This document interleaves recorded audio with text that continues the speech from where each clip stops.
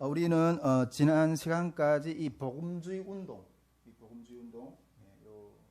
17세기, 18세기 쪽에서 복음주의 운동들이 일어났는데 그 복음주의 운동들이 일어났던 배경들에 대해서 지난 시간에 좀 보았습니다.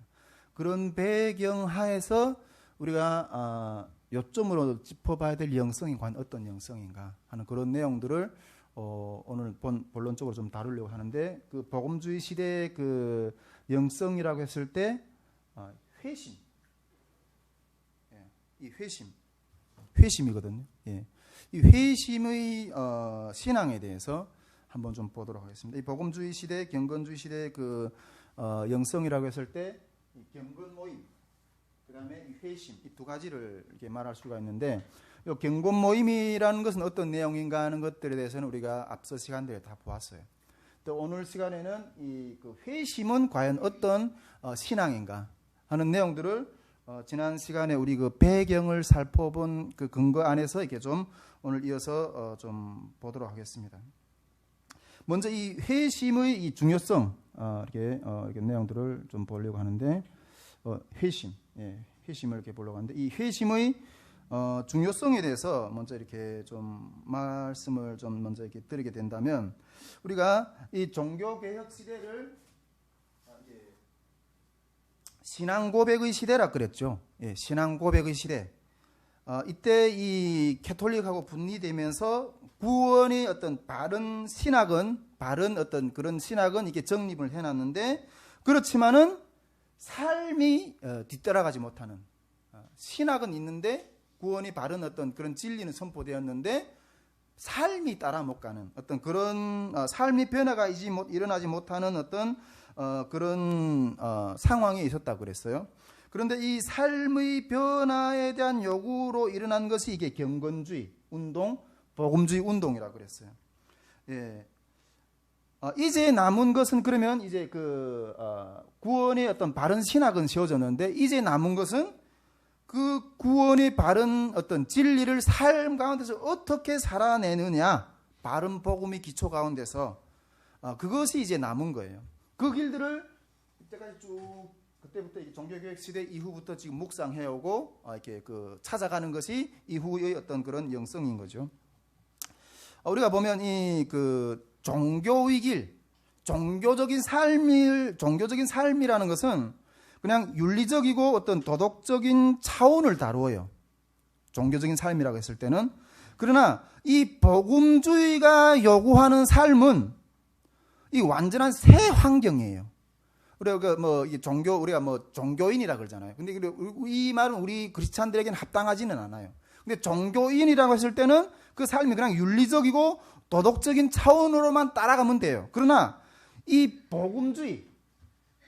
복음주의가 요구하는 삶은 완전한 새 환경이라는 거죠.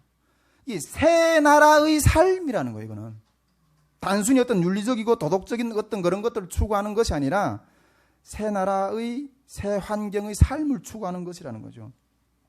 그래서 우리가 이 청교도들은 이러한 새로운 삶의 방식을 찾아서 아메리칸까지 이렇게 신앙을 지키기 위해서 떠났던 거고, 이 청교도들이 우리가 새로운 그 삶의 방식을, 그런데 이 청교도들이 추구했던 이 새로운 삶의 방식을 특징 짓는 핵심적인 요소가 바로 이 중생, 회심, 이것이었다는 거죠. 이것이었다는 거죠. 이것이 새 나라의 삶을 세우는 시작이라는 거예요. 이거는 중생이라가 회심이라는 것은, 여러분, 우리 이 신자의 삶은 성경을 기초해서 인간은 무엇을 믿고 어떻게 행동해야 되며 모든 생활 속에서 거룩한 이 성령님과의 체험적인 삶을 어떻게 살아나가야 되는가 하는 것들을 가르치고 있어요. 할렐루야? 할렐루야? 예. 이러한 그 역사 가운데 이러한 그 회심한 자들, 중생한 자들, 강력한 하나님의 그런 어떤 역사를 경험한 사람들이 이 역동적으로 사회를 바꿔냈어요. 그 회심한 한 사람을 통해서 사회를 바꿔냈다는 거죠. 사례로 우리가 기독교 역사를 쭉 바라보면 이 루터라든가 칼빈이라든가 우리 지난 시간에 배웠던 요한 웨슬리라든가 감리교 운동을 대단하게 일으켰던 그 요한 웨슬리라든가 이런 사람들이 이 회심한 한 사람이 세상을 바꿨다니까요. 할렐루야. 바울 한 사람이 뒤집어지니까 온 세계가 기독교화가 되는 이 회심이라는 게 이렇게 중요한 사건이에요. 이거는. 그래서 청교도 시대 때부터 지금까지 계속해서 강조하는 것, 오늘날까지도 계속 강조하는 것, 회심이에요. 이 회심. 그런데 오늘날에 이렇게 많은 교회들, 목회자들 이 회심에 대해서 그렇게 강조하고 있느냐? 이 강단에서 회개의 메시지, 회심의 어떤 그러한 신앙의 어떤 그런 본질에 대해서 강조하고 있느냐는 거죠. 제가 봤을 때는 좀 이렇게 퀘스천 마크, 일 것 같아요. 정말 이 청교도 그 운동에서부터 이 오순절 운동회까지, 이게 나중에 우리 다음 시간에 오순절 운동을 들여다볼 건데, 이 오순절 운동회 이르기까지 정말 이 청교도 경건주의 복음주의 운동이 강조한 메시지는, 말씀이 선포된 메시지는 이 회심이었다는 거예요. 할렐루야. 이 회심의 메시지였다는 거예요. 제가 우리 그 다음 시간에는 좀 이렇게 그 오순절 운동을 보면서 이렇게 그 은사의 영성, 이런 카리스마 이런 것들에 대해서 또 이게 살펴볼 건데, 다음 시간이 주제와 연동돼서 제가 한 가지 질문을 좀 이렇게 드리게 된다면, 우리가 이게 오순절의 영성은 이 은사주의적인 영성이거든요. 그 이 뒤에서 나오는 은사주의 영성이 확 이제 일어나는데, 이 오순절이 이렇게 대표적으로 드러난 이 은사주의 영성하고 이 경건주의, 이게 그 복음주의, 이 청교도 때부터 경건주의 복음주의 시대에 일어났던 이 회심, 이 회심의 영성, 굳이 이게 질문을 비교한다면, 뭐 우리가 비교될 수도 없지만은 다 서로가 다 이렇게 필요하고 또 이런 그 신앙의 기초 가운데 다 필요한 것이지만은, 굳이 비교한다면 어느 것을 선택할 건가? 무엇이 더 큰가? 굳이 비교한다면 이런 것을 한번 좀 이렇게 질문을 한번 해 드리고 싶어요. 이 회심의 영성과 이 은사주의 영성, 어느 것이 1차적인 것인가? 회심의 영성. 오케이, 아멘. 아멘입니다. 우리 현이 늘 이렇게 하나님께서 잘 대답을 잘 하는 것 같아요. 여러분, 암을 치유받은 경험자하고 이게 이 중생, 이 회심을 경험한 이 두 사람 중에서 누가 더 이게 물론 뭐 이게 뭐 분리적으로 일어나지는 않겠지만은, 만일 굳이 이렇게 구분해서 본다면 암을 치유받는 거하고 이 회심을 통해서 하나님 앞에 돌아서는 거, 이것을 두 개를 굳이 비교한다면 무엇을 선택하겠는가? 무엇을 선택? 우리 회심 선택하세요. 왜?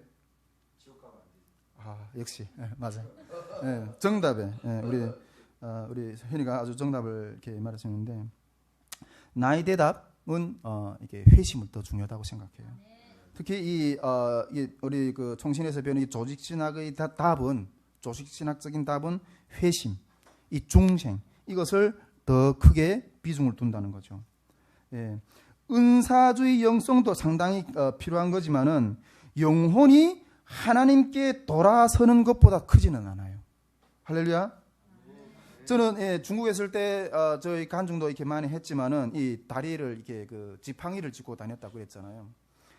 다리를 제가 이게 고쳐달라고 기도를 어마어마하게 했어요. 그리고 이렇게 막 그 은사가 있는 분들한테 일부러 막 따라가가지고 이렇게 막 안수기도도 받고, 제가 그때 그 이초석 목사, 우리 이초석 아시죠? 그때 뭐 한국에는 그때 온 상황이 아니니까 그 CD가 그 테이프가 어마어마하게 돌아다녔어요. 맨날 그 이초석 목사 그 안수기도 하고 막 안전뱅이가 일어나고 막 그런 것들을 보면 이렇게 막 머리끼가 으쓱쓱 섰어요. 나도 저런 치유를 받고 싶다. 수술이 아니라 이게 기도로서 이 질병을 고치고 싶다. 어떤 그러한 추구를 많이 했었어요. 그런데 제가 간증에서도 이야기했지만, 저는 이렇게 그 북경에서 죽음을 경험했다 그랬잖아요. 죽음 앞에 딱 서 보니까 절벽이에요. 절벽. 다른 길이 없어. 두 가지 어떤 그런 부분들을, 그런 심정들을 다 경험했거든요. 제가 만일 두 가지 중에서 한 가지를 선택하란다면 두 번 다시 그 절벽 앞에 서고 싶지 않은 거예요.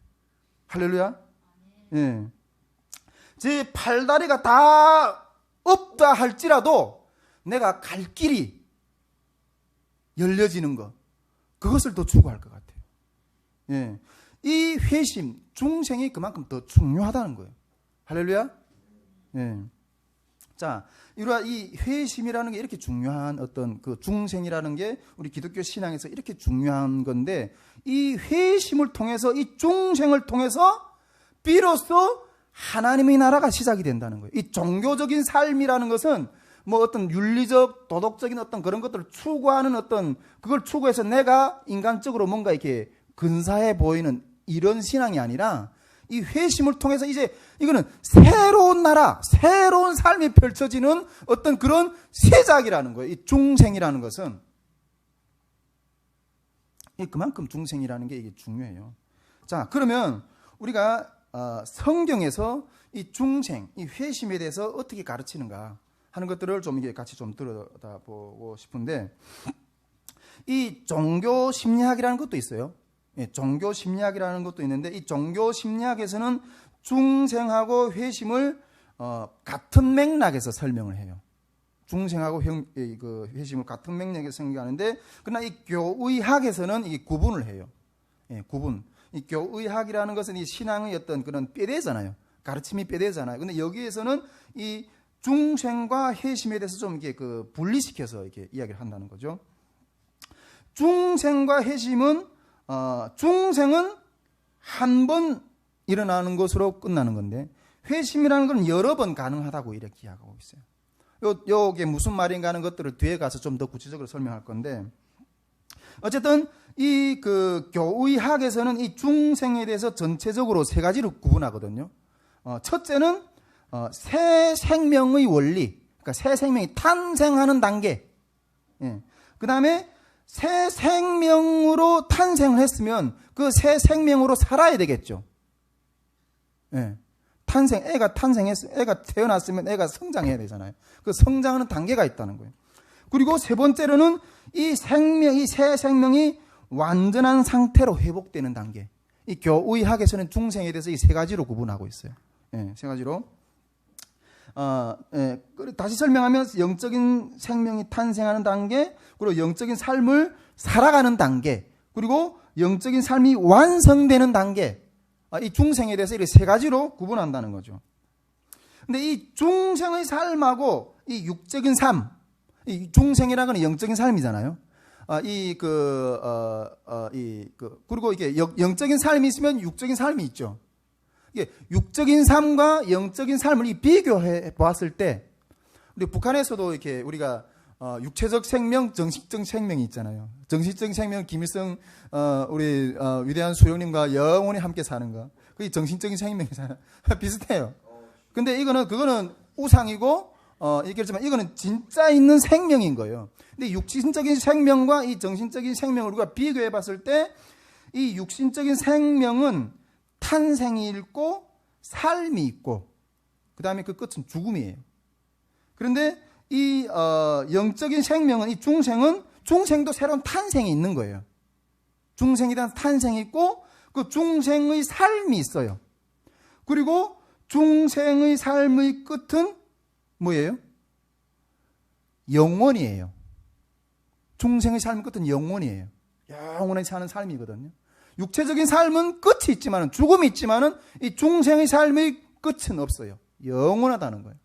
그래서 우리가 영원한 삶을 추구하는 거죠. 예. 그래서 우리가 그러면 요 세 가지 부분에 대해서 우리가 좀 구체적으로 이렇게 하나하나 좀 설명을 이렇게 좀 더 깊이 있게 좀 들여다보고 싶은데, 첫째, 이 중생, 새 생명의 원리, 이 탄생에 대해서 한번 먼저 좀 이야기해 봅시다. 탄생에 대해서. 오늘 우리가 그 성경에서 이렇게 그 니고데모의 어떤 이야기, 예수님과 대화를 나누는 이야기를 우리가 살펴봤잖아요. 예수님이 그 말씀에서 뭐라 그래요? 거듭나지 아니하면 하나님이 나라에 들어갈 수 없다 그래요. 하나님의 나라를 볼 수 없다 그래요. 예수님은 여기서 이 거듭남에 대해서 이야기해요. 거듭남에 대해서.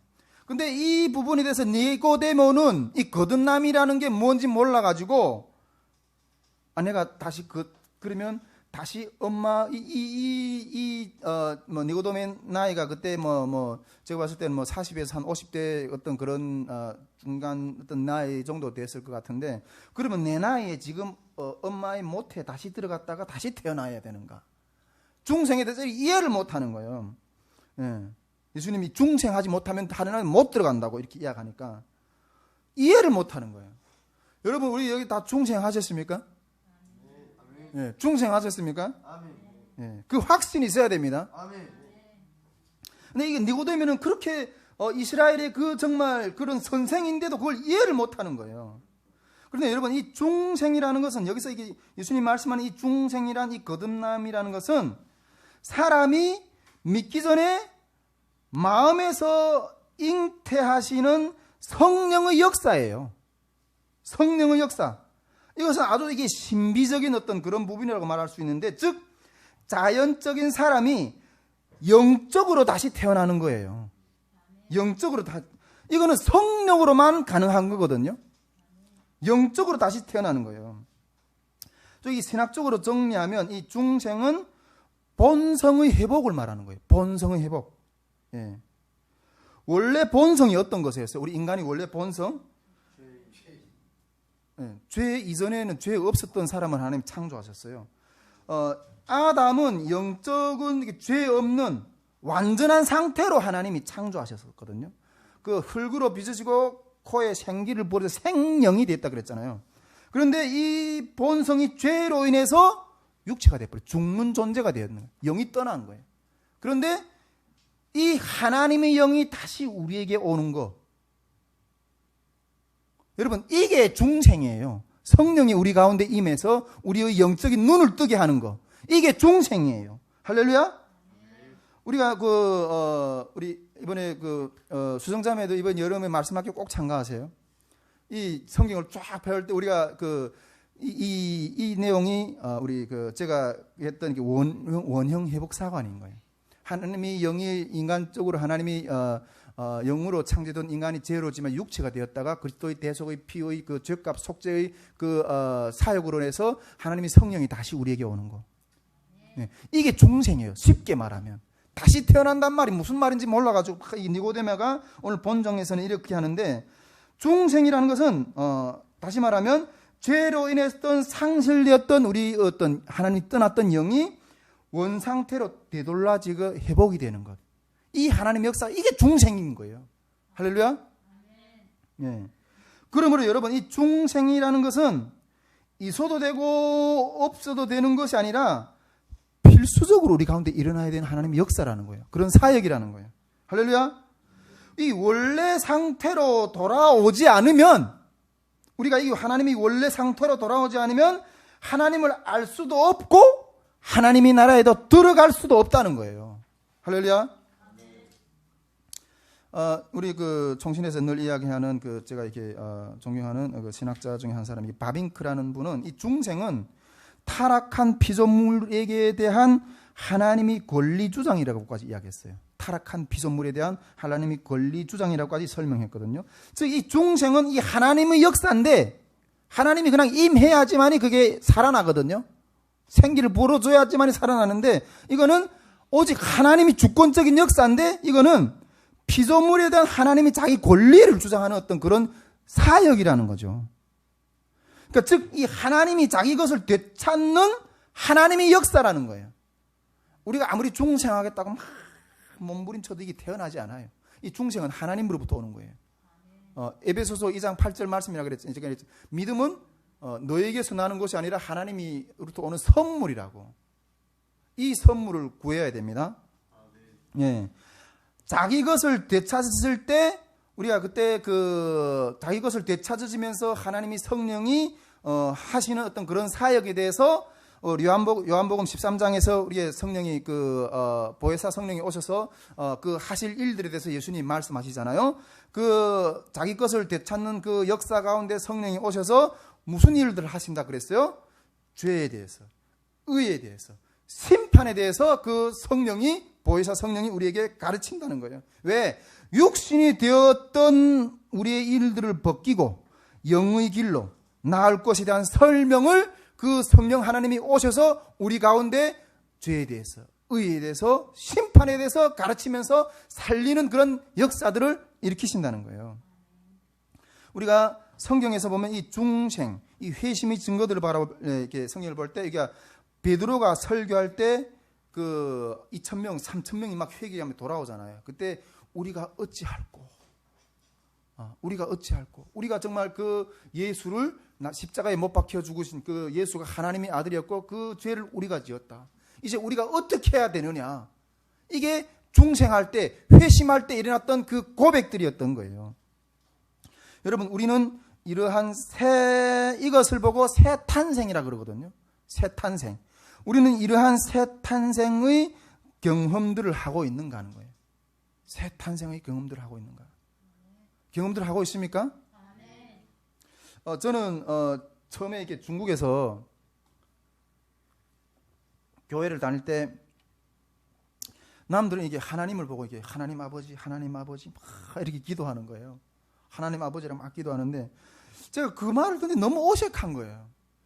어떻게 눈에 보이지도 않는 어떤 그 영을 향해서, 그 분을 향해서 아버지라고 부를 수 있지? 아버지라고 어떻게 불러? 이게 되게 어색했어요, 저는. 물론 우리 육신의 아버지를 보고 아버지라고 불러놓아 봤어. 근데 그 육신이 아버지라는 개념이 아닌 어떤 다른 개념에 대해서, 그것도 눈에 안 보이는 어떤 개념에 대해서 아버지라고 한다? 이게 되게 어색했어요, 저는. 이게 하나님을 보고 아버지라는 말이 나 안 가더라고요, 이게. 우리 물론 이게 북한에서, 우리 여기 북한에서 오신 분들 몇 분 계시지만, 저도 북한에서 왔지만은, 북한에서는 경례하는 아버지 김일성 원수님 고맙습니다. 아버지 원수님을 계속 이렇게 원수님 아버지라고 계속 불러왔잖아요. 근데 그냥 그때는 이렇게 철 없이다 보니까 그게 아버지인지 무슨지 이렇게 개념도 없이 그냥 불렀던 거예요, 그때는. 예. 그때는 어떤 강요를 해서 어릴 때부터 그래 했던 거죠. 그러다 보니까 지금도 저희 아버지 생일이 기억이 안 나. 그런데 김일성 생일은 아직도 기억이 나. 김정일 생일은 아직도 기억이 나. 참 이 쇠뇌라는 게 그렇게 무서워요. 그런데 하나님을 보고는 그렇게 아버지라는 말이 나 안 가는 거예요. 왜? 중생한 심령이 못됐기 때문에. 할렐루야. 여러분, 거듭나지 못한 우리 성도들이 동일한 질문이 있어요. 거듭나지 못한 성도들이 동일한 질문. 어떤 탈북민들하고 어떤 때 이렇게 전도를 하다 보면 같이 예배 드릴 때는 막 이래. 진짜 재밌게 막 놀고 막 찬양하는 것 같고 막 이래요. 근데 그래서 진짜 잘 믿는가 보다. 이렇게 하자. 나 슬그머니 같이 앉아서 토의할 때, 야, 죽어봐야 알지. 천국이 있고 지옥이 어디 있어. 내가 깜짝 놀랐어요. 아주 정색해서 죽어봐야 알지. 지옥이 어디 있어. 지옥이 죽어봐야 알지. 죽어봐야 알지. 제가 전에도 그런 기억, 신학교를 가겠다고 하는 어떤 신학생이 그런 표현하는 거예요. 신학생도 그런 표현을 하는 거예요. 와, 내가 놀라서 속으로, 내가 그 당면에서는 이야기 못했지만은 속으로, 야, 이 사람이 이런 마음을 가지고 신학을 한다? 내가 그 사람을 계속 주목을 해요. 내가 주목을 했어요. 그 사람이 목산수까지 받았어. 목회자야. 근데 그 사람의 메시지를 항상 주목해. 나는 저 사람이 인격적으로 주님을 만난 증거가 어디 있나, 이걸 항상 주목해. 예. 여러분, 교회 안에도 있잖아요. 그런 경험을 못 해봤어요? 교회 안에도 안수 집사님인데, 장로님인데 구원이 확신이 없어요. 그냥 어떤 가족이 다 교회 다니니까 그 문화에 휩쓸려 가지고 우리 안수집까지 뭐 돈도 잘 벌고 이러니까 교회에서 뭔가 해봐 해서 안수집까지 됐어. 근데 실제 앉아서 같이 이야기하면 나는 모르겠어. 이러고 있는 거예요. 우리 중직들 가운데도 이런 사람들이 가득하다는 거예요. 여러분, 이것이 분명해야 돼요. 이 새 탄생에 대한 확신이 없으면, 이 체험이 없으면 하나님의 나라에 못 들어가요. 못 들어가요. 여러분, 그 확신이 있습니까? 제가 뭐 요즘에도 이렇게 뭐 성도들과 같이 교제를 하면서 우리 박근성 목사님하고 잠깐 나눴는데 잠을 못 잤어. 충격이 돼요. 잠을 못 잤어. 와, 이게 이럴 수가 있는가? 이럴 수가 있는가? 이게 몇만 명이 되는 어마어마한 교회들, 성도들이 다 믿는 것 같아. 와, 진짜 이게 다 믿는 거겠지. 그걸 믿지만은 우리 앞에 있는 어떤 고난이 그거 힘들어가지고 지금 씨름하고 있는 그 정도겠지. 저는 그렇게 신뢰를 했거든요. 근데 그 속을 딱 들어가 보니까 없는 거예요. 만남이 없는 거예요. 확신이 없는 거예요. 야, 이거 큰일 났다. 오늘 이 땅에 지금 멸망이 온다면 다 죽겠구나. 다 지옥에 떨어지겠구나. 밤에 잠을 못 잤어요. 그래서 내가, 야, 이거 구원 상담 프로그램을 따로 만들어야 되나? 뭐 구원파는 아니지만은 심각하더라고요.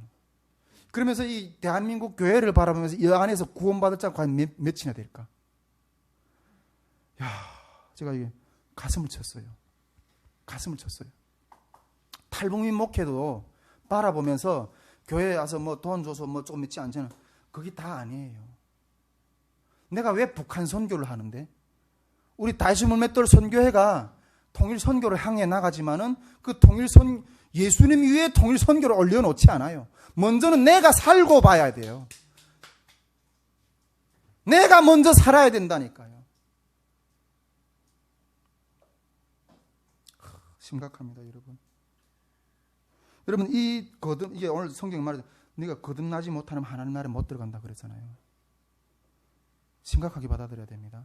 오늘 뭐 가슴에 얹고 내가 진짜 거듭난 자인지 이걸 다시 한번 주님 앞에 점검해 보면서 나한테 그런 거듭남이 없다면 애통하며 회개해야 돼요. 애통하며 회개해야 되고 그 거듭남을, 그 새 생명의 탄생을 달라고 외쳐야 돼요. 근데 여러분, 이게 되면 있잖아요. 이게 되면 거기다 다 걸어요. 내 삶을 다 걸어요. 새 나라의 삶에 내 삶을 다 건다니까요. 제가 뭐 누이가 제가 모자라서 이 길을 걸어가고 있는 줄 아세요? 집도 하나 없이 여러 가지 어떤 핍박을 당하면서 모자라서 이 길을 걸어가는 줄 알아요? 여러분, 이게 전부기 때문에, 이 나라의 삶이 전부기 때문에 거기다 올인을 하는 거예요.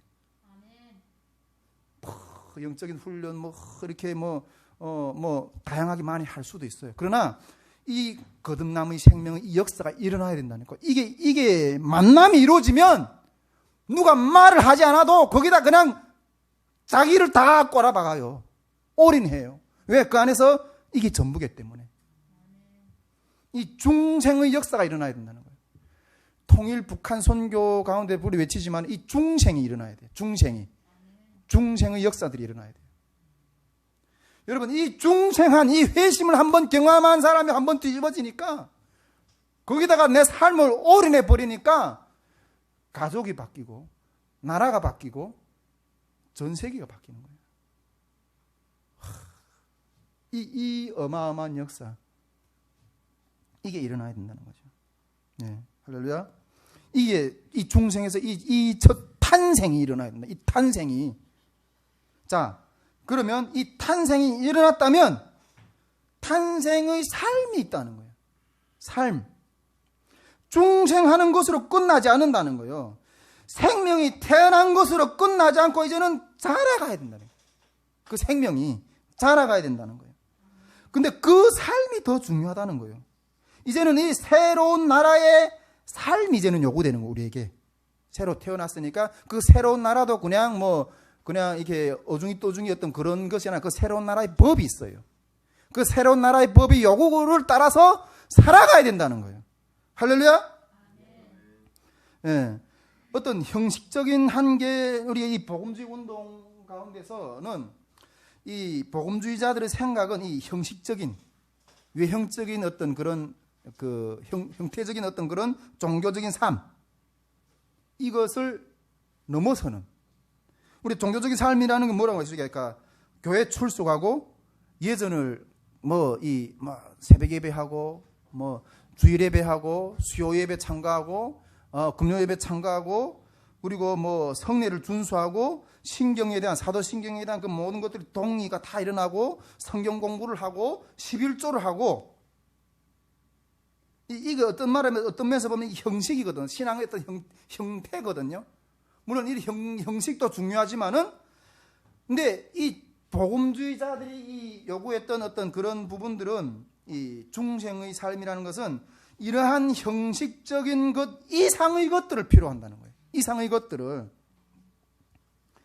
물론 이 형식도 중요하지만 분명히 중요하지만은 이런 어떤 신앙을 잘하기 위해서 훈련이 필요하지만 이 형식적인 수준에 머물러 있는 신앙이 아니라 신앙은 분명하게 맹목적인 것이 될 수 없다는 거예요. 우리 마음속으로부터 우러나오는 개인적인 경험, 그 주님이 그 나라에서 중생한 그 하나님의 나라에서 요구되는 삶을 향해서 반응해서 나아가는 삶. 이런 형식을 넘어선 그 요구를 넘어선 그 나라에서 요구하는 것들 반응해서 나아가는 그러한 것들이 필요하다는 거예요. 이 복음주의 형성 생각한 사람들은 이 예배의 형식에만 매이지 않은 그것에 요구하는 하나님 나라가 요구하는 것들에다 반응을 하면서 나아가는 중생의 삶이 필요하다는 거예요. 요구했다는 거죠. 복음주의 영성에서 이 삶에 대한 조명은 이 새로운 탄생은 곧 이전과 이후의 탄생 이전과 탄생 이후의 삶이 완전히 구별돼요. 완전히 구별돼요. 여러분 이 회심이라는 것은 이게 돌이키는 거예요. 돌이키는 거. 내가 전에는 이렇게 갔는데 이제는 반대 방향을 돌려서 이렇게 가는 거예요. 예. 우리 중생이라는 것은 이게 우리 한 번 태어나지 그러니까 우리 교의 하기 전 중생하고 회심을 좀 이렇게 구별해서 본다 그러잖아요. 중생이라는 건 이 성령이 우리한테 임해서 한 번 탄생으로 끝나는 거예요. 근데 이 회심이라는 거는 조금 더 개념이 다를 수 있는데 우리는 어차피 이 죄악된 세상에서 살아가요. 새롭게 태어났지만 그 죄악된 어떤 그런 것들이 때에 물에 계속 묻는 거예요. 그런데 그러다 보면 하나님이 기뻐하시는 방향으로 못 나가는 거예요. 그러다가 하나님이 나를 일깨워주시면 내가 이렇게 나가다가 다시 돌아서서 또 나가고 다시 나가다가 또 다시 서 이것이 수시로 회심을 해야 된다. 수시로 저는 수시로 이런 아주 충격적인 회심도 있지만은 수시로 어떤 회개하고 이렇게 해야 된다고 이렇게 생각하거든요. 길을 걸어가다가 나는 회심한 사람이야. 길 걸어가다가 어떤 이쁜 여자가 지나가는 걸 봤어. 그래서 저런 자매하고 같이 살게 되면 한번 어떨까 내 삶이. 이런 생각도 살짝 들 수 있거든요. 생각은 자유니까. 근데 이런 것도 이거 하나님 기뻐하는 거 아니잖아요. 주여 내가 무슨 생각을 하나니까 주여 예수님을 떠나가라. 수시로 하나님이 방향과 다른 어떤 생각, 삶, 말 모든 행동을 내가 잘못했다 그러면 다시 수시로 돌아서서 수시로 중생 한 자는 수시로 돌아서면서 이게 나가. 어차피 이 세상은 우리를 떼묻게 하고 죄로 멸망시키게 하는 어떤 그런 배경들이기 때문에 중생 한 자는 수시로 주님 말씀을 따라서 내가 그쪽 방향을 못 나갔을 때 돌아서고 또 돌아서고 이렇게 주님이 요구하는 어떤 그러한 새로운 상태, 방향으로 삶에 대한 노력을 하고 추구하고 나아가야 된다는 거예요. 할렐루야. 우리가 구약에 보면 그 회심한 자들이 어떤 그런 이야기들이 많이 나오잖아요.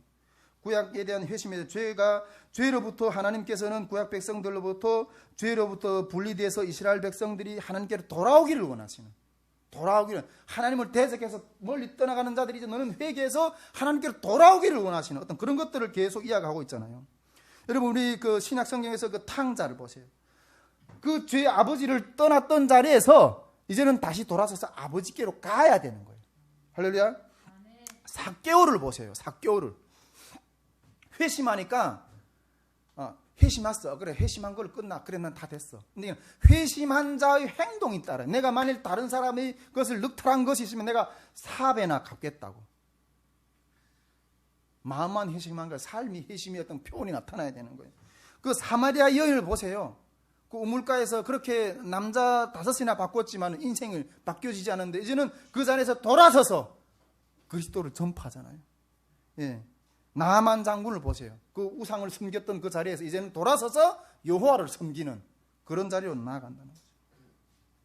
우리가 이 조금 더 이게 뭐 우리가 이걸 뭐 성경에 나오는 어떤 추상적으로 저렇게 살았구나 이렇게 우리가 표현할 수 있는데 좀 더 이 중생의 삶을 좀 더 깊이 있게 우리가 무엇인가 하는 것들을 이렇게 깊이 있게 좀 더 들여다본다면 이게 좀 더 감을 잡히게 이렇게 이야기를 한다고 했을 때 이렇게 말할 수가 있어요.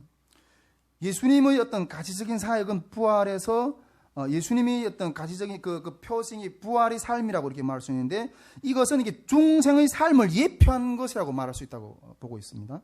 예. 단순히 죽었다가 살아난 것이 아니라 예수님은 단순히 죽었다가 살아난 것이 아니라 죄에 대해서 죽고 의에 대해서 사신 거예요. 할렐루야. 이게 예수님이 가장 어떤 그 중생의 어떤 그 표상. 예수님은 죄에 대해서 죽고 예수님 왜 죽었어요? 우리 죄 때문에 죽으셨잖아요. 근데 우리를 살리기 위한 그 의를 새기고 의에 대해서 사신 거예요. 이게 죄에서 의로 완전 반대 방향으로 전환이 된 거잖아요. 할렐루야. 여러분 이 의에 대해서 사는 것이 중생의 삶이에요. 이제는 의에 대해서 사는 것이 예수님이 제자들도 자기를 부인하고 자기 십자가를 지고 바울이 우리 그 회복학교에서도 우리 방송 목사님 계속 암송시켰지만 갈라디아서 2장 20절 말씀 내가 그리스도와 함께 십자가에 못 박혔나니 그런즉 이제 내가 사는 것이 아니요 오직 내 안에 그리스도가 사는 것이라. 이제 내가 육체 가운데 사는 것은 나를 사랑하사 나를 위하여 자기를 버리신 하나님의 아들을 믿는 믿음 가운데서 사는 것이라. 할렐루야. 육체 가운데서 사는 것이 무엇이에요? 이제 내가 육체 가운데서 사는 것이 무엇이냐? 그 육체 가운데서 중생의 삶을 산다는 게 뭐냐? 나를 사랑하사 나를 위해서 십자가에 못 박혀 죽으신 예수님을 믿는 믿음 가운데 산다는 거예요. 예수님을 믿는 믿음 가운데 산다는 게 뭐예요? 단순하게 말하면 그래요. 우리는 우린 형제가 미워. 근데 예수님이 우리 죄를 위해 십자가에 못 박혀 죽었잖아요. 근데 실제는 미운데 사랑하는 거예요. 사랑하려고 노력하는 거예요. 여러분 이게 중생한 사람의 삶이에요. 할렐루야. 우리 수정자매님 마음에 찔리시기를 바랍니다. 미운 사람이 있다. 그게 우리 그 구속의 질서와 창조의 질서라는 게 있어요. 구속의 질서는 아버지, 아들, 딸 이런 식으로 이게 창조의 질서거든요. 구속의 질서라는 거는 하나님이 아버지부터 부르고 부모부터 부르고 아들 자녀까지 이렇게 순서적으로 부르는 게 아니에요. 자녀를 먼저 구원을 해가지고 부모님들 전도해서 다뤄올 수 있어요. 우리가 계급이 다르고 계급이 내보다 높다가 할지라도 내가 하나님이 그 중생한 자녀라면 그게 의미인 거예요. 의미 마음인 거예요. 그걸 사랑하는 거, 이제 내가 받는 것이 아니라 사랑하는 거, 예수님을 따라가는 거, 이게 중생의 삶이라니까요. 할렐루야. 그걸 못한다 이러면 내가 중생된 사람이 아니야. 중생했지만 아직도 내 기도의 분량이 작고 하나님이 요구하신 거는 분명해요. 우리한테 현이를 사랑하고 우리인을 사랑하고 사랑하는, 내가 사랑할 수 없는 자를 사랑하는 거예요. 여러분 세리들도 죄인들도 자기를 사랑하는 자를 사랑할 줄 알아요. 제 배 아파서 낳은 새끼를 사랑할 줄 알아요. 그러나 하나님이 요구하시는 사랑은 뭐예요? 우리가 사랑할 수 없는 자를 사랑하는 거예요. 여러분 이게 중생의 삶이에요. 갑자기 성령이 팍 나서 이것도 그렇지만은 우리 삶 가운데서 일어나는 이게 중생의 삶을 요구하는 자들이 걸어가는 길이라는 거예요. 여러분 우리 이 청교도 운동, 이 경건주의, 복음주의 운동, 이 중생의 어떤 역사, 이걸 초점을 맞춰서 이걸 요구를 했다는 거예요. 여기에 초점을 맞추고 우리가 걸어갔다는 거예요. 우리가 그 청교도들이 이렇게 그 중생에 대해서 대표적으로 그린 그 작품이 하나 있죠. 철로역정 혹시 보셨나요? 네, 철로역정 봤죠. 철로역정에서 우리 그 영화도 요즘에 나왔더라고요. 저는 그 책으로 좀 우리 수정자매는 그 철로역정 영화 꼭 보세요. 우리 꼭 보세요. 우리 천로역전 여기 우리 청교도들이 처음으로 이렇게 중생의 삶에 대해서 중생의 삶이란 무엇인가 하는 것도 아주 대표적으로 보여주는 어떤 그런 작품이거든요. 책도 있고 지금 영화도 잘 나와 있어요. 영화도 이렇게 한번 꼭 보시기 바랍니다. 근데 이 천로역 중에서 이 크리스천이 주인공 크리스천이 나와요. 이 크리스천이 나와가지고 이 회심을 경험한 이 크리스천이 갑자기 회심을 경험해가지고 하는 질문이 뭔가 하면 어떻게 구원받을 수 있단 말인가? 어떻게 그 의를 따라가는 그 걸음의 여정에 대해서 쫙 이렇게 그린 담은 영화거든요. 그런 작품이거든요. 내가 이제 중생했다면 그 중생한 삶을 이제 어떻게 걸어가야 되는가? 이 고민을 영화로 그려낸 작품이에요.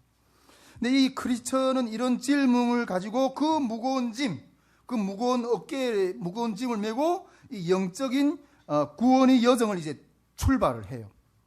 구원의 여정을 이제 출발을 쫙 이제 하게 되는데, 여러분, 그 구원의 여정에서 우리가 쫙 보는데, 우리가 십자가는 시작에 불과해요. 우리 박근성 목사님 늘 이야기하지만, 이게 십자가, 예수님이 우리가 십자가에서 못 박혀 죽으셨습니다. 이걸 믿는 거는 나와 이제 주님과의 어떤 이 만남은 나와 주님과의 어떤 이 계약 관계, 결혼 관계를 맺는 거나 마찬가지인 거예요.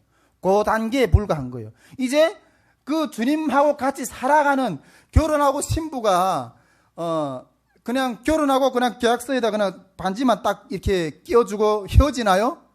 아니잖아요. 그때부터 같이 사는 삶이 시작이 되는 거예요. 우리 박근성 목사님 아주 그걸 잘 표현했다고 저는 생각하는데, 우리 베트남 자매하고 결혼했어. 그래 베트남하고 이제 한국 남자가 결혼했는데, 이제는 결혼했으니까 너는 좀 베트남에 가서 사는 거야. 이게 결혼 삶인가요? 아닌 거죠. 결혼을 했으면 이제 주님과 같이 사는 삶이 이제 있는 거예요.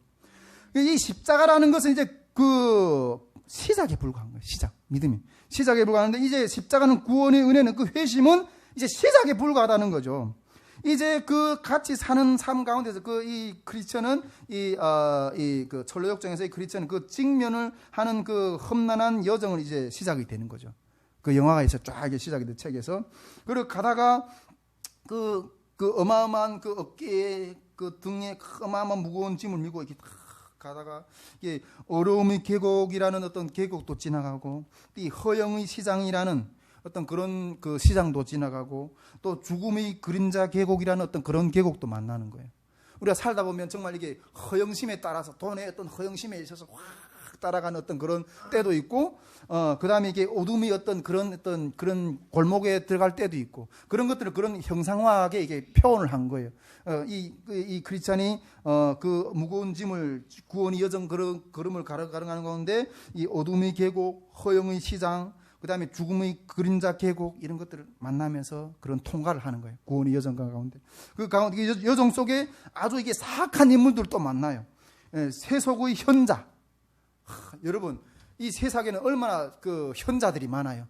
얼마나 이게 우리 정신을 유혹할 만한 어떤 그런 선생들이 많아요. 이 세속의 현자도 만나가지고, 저게 바른 길인가? 거기에도 미혹되기도 하고. 그리고 또 휩쓸림이라는 어떤 영적인 실체도 만나요. 우리 다단계에 막 휩쓸리기도 하고, 또 어떤 그런 곳에 막 휩쓸리기도 하고, 다양한 어떤 그런 데도 막 휩쓸리기도 하고, 그리고 또 완고라는 어떤 그런 실체도 만나. 우리가 또 하나님 앞에 나올 때는 어떤 때는 얼마나 이 마음이 그렇게 완고한지, 완고라는 어떤 그런 실체도 만나고, 그리고 또 이게 합법이라는 어떤 그런 영적인 실체도 만나요. 우리가 또 하나 앞에 이게 나아가려고 할 때 어떤 일이 그냥 핑계가 그냥 핑계가 아주 합리적인, 이러하기 때문에 내가 오늘 예배 못 들어갑니다. 아주 합리적인 어떤 그런 영적인 어떤 어둠의 실체도 만나는 거예요. 예. 그리고 또 이 수다라는 어떤 그 영적인 실체도 만나고, 또 무지라는 영적 무지라는 어떤 그런 실체도 만나고, 또 온갖 고난 등 어떤 이 크리스찬이 그 구원의 여정을 걸어가면서 그 수많은 어떤 그런 고난들, 어려운 실체들이 이렇게 만나는 거를 가다가 넘어지고 뒤집어지고 이러다가 또 다시 일어나서 그 가운데서 여정 속에서 이런 사악한 인물들 만나다가 이 크리스천은 나중에 또 희망이라는 어떤 그런 좋은 친구도 만나요. 그러다가 넘어졌다가 또 희망이라는 좋은 친구를 만나서 또 다시 격려돼서 또 다시 일어나 또 걸어가고 또 걸어가고. 예. 그러면서 그 길을 완주해요. 할렐루야. 우리는 이 구원의 이 길을 완주해야 됩니다. 완주하는. 그러다가 결국에는 그 영광의 도성에 이르는 거예요. 하나님의 영광의 도성에. 이게 절로 역정이에요. 우리는 이 구원의 도성에 이르는 우리 삶이 되기를 원합니다. 아멘. 할렐루야. 그러면서 이 원하는데 이것이 회심한 자의 삶이 걸음을 아주 신랄하게 표현한 하나의 작품이에요. 우리 삶도 이 여정이 똑같다는 거예요. 할렐루야. 여러분, 노아 방주를 보세요. 하나님이 노아에게 너는 방주를 지어라. 이제 얼마 후면 이제 그 비가 내려가지고 온 땅을 이렇게 멸해 버리겠다. 주님 말씀해 주셨죠. 아, 그래, 방주를 지어야 되는구나. 여기까지 인식했어. 그런데 노아가 방주를 안 지으면 구원받을 수 있어요? 못 받죠. 방주를 짓는 행동을 해야 되고 방주를 들어가는 우리의 걸음이 있어야 돼요. 물론 그 걸음은 아주 성령이 인도하시고 세우시고 이끄시지만은 그 수많은 이제 이 크리스찬처럼 수많은 그 이 방해가 있고 그 얼마나 노아가 방주를 있을 때 사람들 옆에서 비웃었겠어. 저 미친 애다 저거 미친 놈. 저거 이거 완전 또라이 아니야? 어때 배를 바다에다 그 강 옆에 있는 강가에다 저 배를 그래 어떻게 그 제일 높은 산 꼭대기에다가 이렇게 그 어마어마한 배를 지어? 우리의 상식으로 봤을 때는 아주 이게 비상식적이고 정말 이 또라이인 거예요. 그런데 지었어. 그걸 향해서 걸어갔어. 그랬기 때문에 구원을 받은 거예요.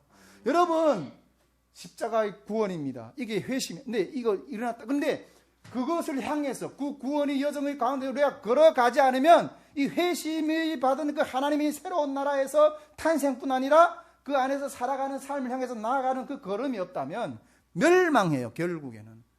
할렐루야. 이거 심각한 겁니다, 여러분. 그 요구하는 삶을 따라가야 된다는 거죠. 저는 제 삶 가운데서 뭐 이렇게 아주 충격적인 회심의 어떤 그런 경험을 몇 번 했던 것 같아요. 몇 번 했던 것 같은데 그것을 뭐 한두 가지 좀 나누고 싶은데 첫째는 제가 이렇게 중국에서 간중기 때도 이야기했지만 중국에서 하나님을 만나서 그 미션홈에서 하나님을 만나가지고 이게 뒤집어지는 그 성경을 읽을 때 내가 이게 너무 이게 참 거짓말도 참 멋있는 거짓말이다 이렇게 이야기했다고 그랬잖아요. 어떻게 하나님이 말씀으로 천지를 창조하셔? 어떻게 하나님이 물고기 2마리와 보리떡 5개로 5,000명을 먹여? 어떻게 물 위로 걸어가셔? 어떻게 죽은 자 가운데서 살아나냐? 이게 이성적으로 믿어질 수 있는 게 아니거든요. 그런데 이게 어느 날 갑자기 성령이 확 하면서 그냥 확 믿어지는 거예요. 창세기 1장 1절 말씀부터 마지막 계시록 마지막 9절 말씀까지 토시 한 자, 점 하나 빼지 않고 그냥 의심 없이 그냥 확 믿어지는 거예요. 여러분, 이게 중생의 삶입니다. 중생의 역사입니다, 이게. 두 번째는 제가 이렇게 신촌에서 한국에 와서 신촌에서 이게 The Passion of Christ 그 영화를 봤을 때 주님이 그 회관에 그 수많은 사람들이 있는데 그 The Passion of Christ 그 예수님이 십자가에 못 박혀 죽으신 그 영화 있잖아요. 그 영화를 보는데 그냥 그 화면 안에 뛰어들어가서 그 채찍에 맞으신 주님을 내 몸으로 그냥 덮고 싶었어요. 내가 그 채찍에 맞아서 그 찰점이 주님 내가 잘못했습니다. 내 때문에 이게 죄 맞으시는군요. 그리고 주변에 사람들이 그 수많이 있는데 그냥 영원한이랑은 여러분 좀 절제를 해야 되고 조용히 봐주고 그렇게 해서 그 예의를 지켜야 되죠. 근데 이 터져 나오는 이 울음을 제가 참을 수가 없어요. 엉엉 울었어요. 이게 그 나라의 영적인 눈이 떠지는 어떤 그런 역사인 거예요. 그 나를 죽기까지 사랑하시는 분, 나를 사랑하는 자들이 없어서 헤매고 그 사랑이 어디에 있는가를 구걸하며 다니는 거지 않아요? 우리 모두 다. 그런데 죽기까지 사랑하신 내 주님을 만나 만족한 거예요. 그거. 나 이제 더 이상 필요 없다.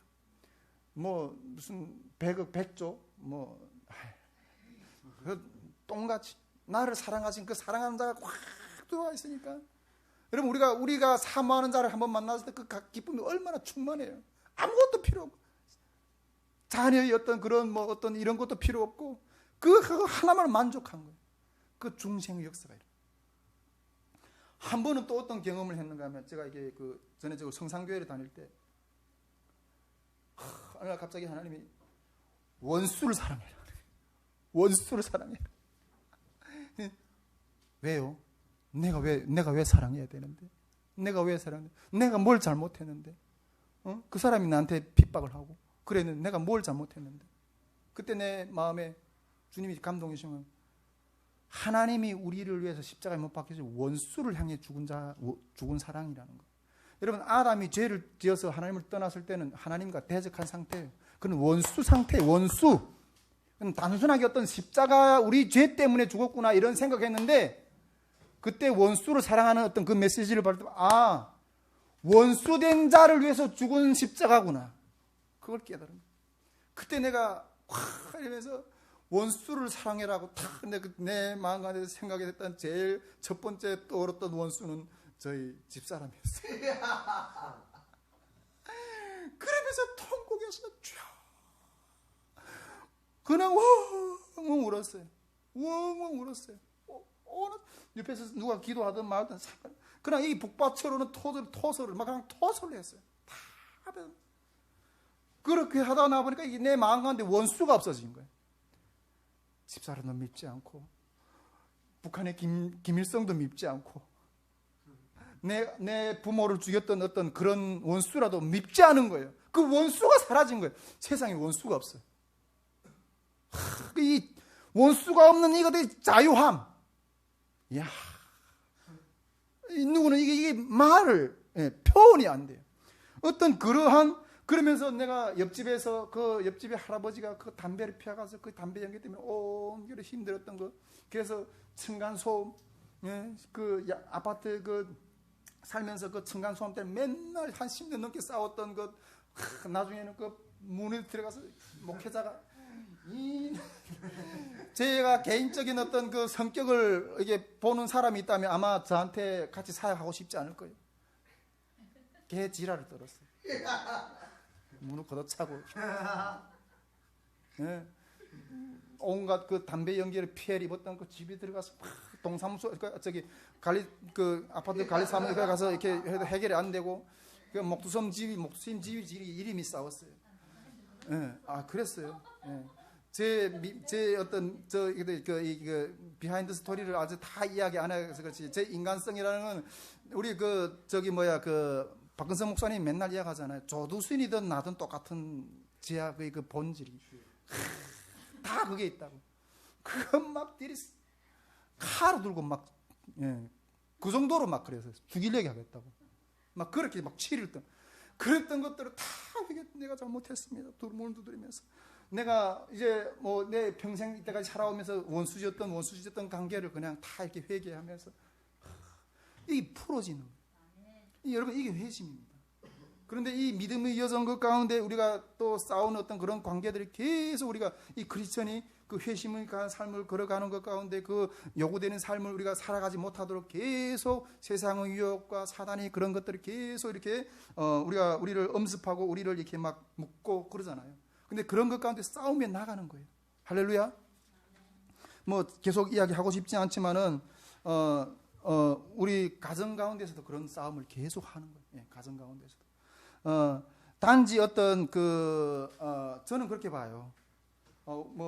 부끄럽지만은 우리가 지금 가정이 힘들어서 깨진 어떤 그런 상태지만은 이거는 다른 사람은 그렇게 볼 수 있을 거라고 생각해요. 그런데 저는 저희 본질은 분명해요. 이거는 구원의 서정 가운데 믿음으로 걸어가는 영적인 싸움이라는 거죠. 할렐루야. 제가 전에도 계속 이야기했지만은 하나님 제게 보여준 게 있어요. 저희 집사람하고 딸이 지옥의 불구덩이에 가서 쏜살같이 달려가는 거예요. 쏜살같이.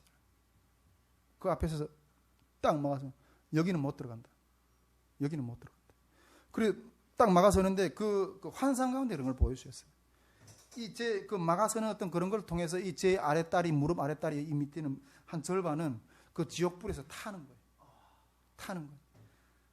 저는 분명한 늘 딸한테도 예빈아, 아빠는 너를 천국에서 네 얼굴을 보기를 원한다. 여러분, 이 구원의 서정을 걸어가는 것 가운데 믿음의 싸움이에요. 저는 그렇게 제 삶을 그렇게 바라보고 있거든요. 여러분, 우리가 북한 선교를 한다, 사역을 어마어마하게 한다. 여러분, 구원의 서정을 걸어가는 그 하나님의 삶의 그 요구 가운데서 그게 본질인 거예요. 그걸 이루어가는 어떤 하나님의 나라의 요구인 거예요. 그냥 사역이라고 그냥 이렇게 뭉뚱그려서 바라보는 그렇게 볼지는 모르지만은 하나님의 나라 안에서 요구되는 그 요구의 삶, 회심한 자가 요구하는 그 삶을 살아가는 그 요구인 거예요. 할렐루야. 여러분, 이렇게 피타는 영적인 싸움을 하면서 이 구원의 서정을 걸어가는 거예요. 이 회심의 삶의 탄생으로만 그치는 것이 아니라 그 탄생의 삶이 이제 살아가야 되는 그런 여정이 있다는 거예요. 여러분, 이 히브리서 11장에 보세요. 믿음의 조상들을 쫙 나열하고 있어요. 그들은 얼마든지 돌아갈 수 있다고 말했어요. 예, 그 히브리서 11장에 기록된 그 얼마든지 돌아갈 수 있다고 그랬어요. 그러나 그들은 그 고난의 길을 돌아서지 않고 그 본향을 향해서 얼마든지 돌아갈 수 있지만 그 보다 더 영원한 그 본향을 향해서 그 회심의 그 구원의 삶을 걸어갔던 거예요.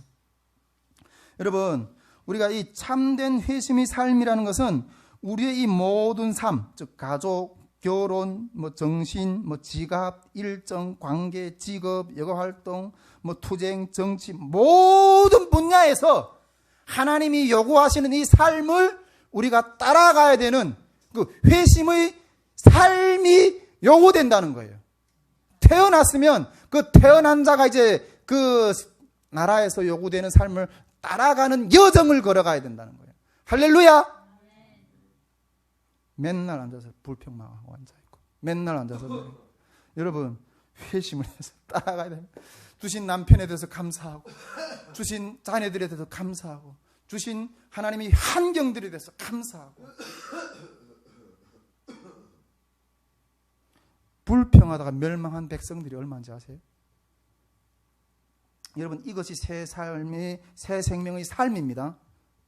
자, 이게 이제 새 생명이 태어났다면, 중생이라는 새 생명이 태어났다면 그 새 생명의 삶의 요구가 따라진다는 어떤 그런 부분들을 했고, 이제 새 생명이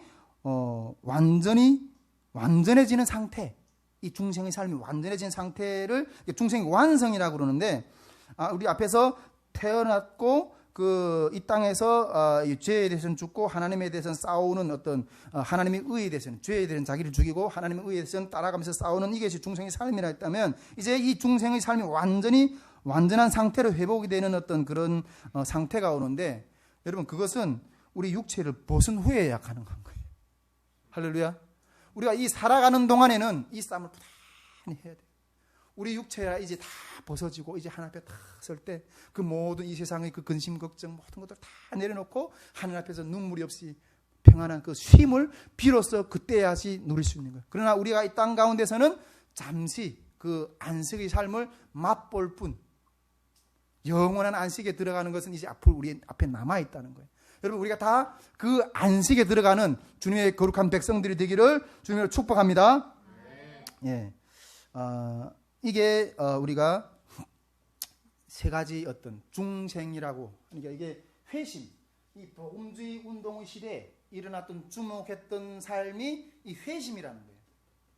이 종교개혁 시대에는 캐톨릭하고 분리되면서 구원이 온전한 진리의 삶을 신학을 세웠다면, 이제 이 청교도 운동, 경건주의 운동, 복음주의 운동, 이런 것들을 통해서 그 구원의 진리에 합당한 삶, 그것이 반응한 어떤 그런 삶 가운데 요구되는 그 삶 가운데 이 회심, 중생한 사람과 중생의 그 삶을 이뤄가는 과정과 그 중생의 삶이 완성되는 것. 여러분, 이것이 인간의 신앙의 길이에요. 신앙의 삶이에요. 그러니까 우리가 아까도 말했지만 이 회심이 얼마나 중요한가. 이 회심이 일어났을 때 거기다 올인한다고. 할렐루야. 이러한 삶이 우리 이 땅에 나와 있는 탈북민 3만 5천 명들 우리 성도들 가운데 일어나기를 원하고, 우리 예수님 마음교회, 우리 다이시 문맷돌 선교회는 이 회심의 역사를 세워내는 성령의 기름 부심이 임하기를 원합니다. 이러한 외침이, 이러한 기도가 이 대한민국 교회 가운데 세워지고, 이 회심의 역사가 이제 저 북한 땅 가운데도 불어져서 김일성, 김정일이 그 우상을 섬기는 그 우상의 자리에서 이제 돌아서서 하나님께로 돌아오는 그러한 민족과 백성과 우리 동족이 되기를 위해서 기도해야 됩니다. 그것이 하나님의 나라의 회복이고 통일 북한에 이루어져야 될 우리의 사명이에요. 우리가 먼저 회복이 되고 우리가 먼저 중생해서 이 중생의 자유한 삶이 저 북한 땅에도 이루어질 수 있기를 위해서 기도하는 것이 우리의 사명입니다. 할렐루야. 예, 우리 이 시간 함께